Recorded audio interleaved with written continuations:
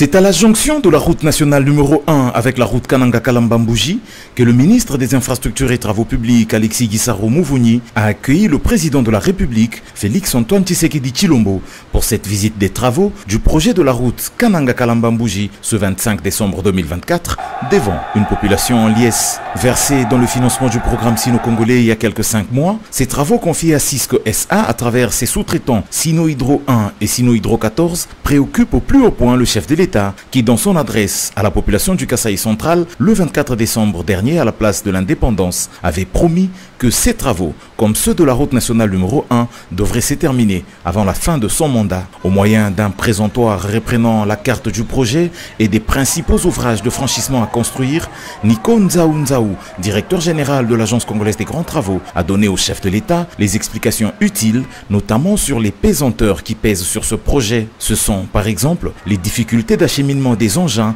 et autres matériels au vu de l'enclavement de l'espace Kasaï. Ceci étant plus exacerbé par des conditions climatiques difficiles, avec notamment une fréquence élevée des pluies qui dérange le rechargement de la couche de fondation qui est faite en latérite. Il a cependant rassuré le chef de l'État que tout sera mis en œuvre pour la réussite de ce projet qui est vital pour la région. À l'étape de l'usine de concassage qui est en cours d'installation au PK8 du projet, le président s'est vu rapporter que cette unité produira 350 tonnes de matériaux de toute granulométrie par heure, ce qui permettra d'alimenter utilement le chantier. Visitant les bases vides de deux entreprises, le chef de l'État a apprécié l'installation et l'approvisionnement en engins qui peu à peu emplissent l'espace du garage. À terme, c'est autour de 150 engins qui sont attendus dans cet espace. Alexis Guissaro, son ministre des Infrastructures et Travaux Publics, résume.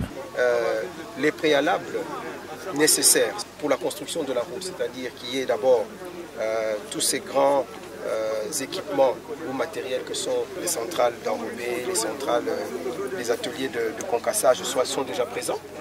Derrière moi, vous avez vu aussi que les équipements sont là.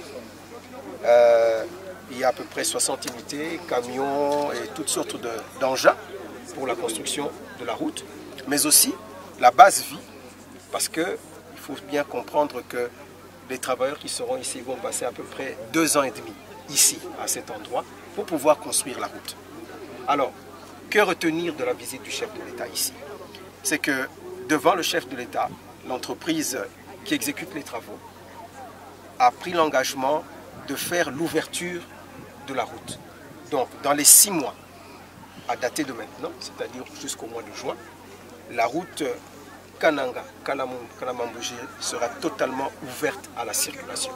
Les 230 km de ce projet que réalisera l'Agence congolaise des grands travaux avec son partenaire Cisco vont compléter les 22 en cours de construction par Arab Contractor pour que Kananga soit finalement connecté à Kalambambouji. Cette visite du chef de l'État est un élément qui va motiver les entreprises à redoubler d'ardeur et qui va également donner de l'assurance aux populations de la région qui attendent impatiemment la réalisation de cette route.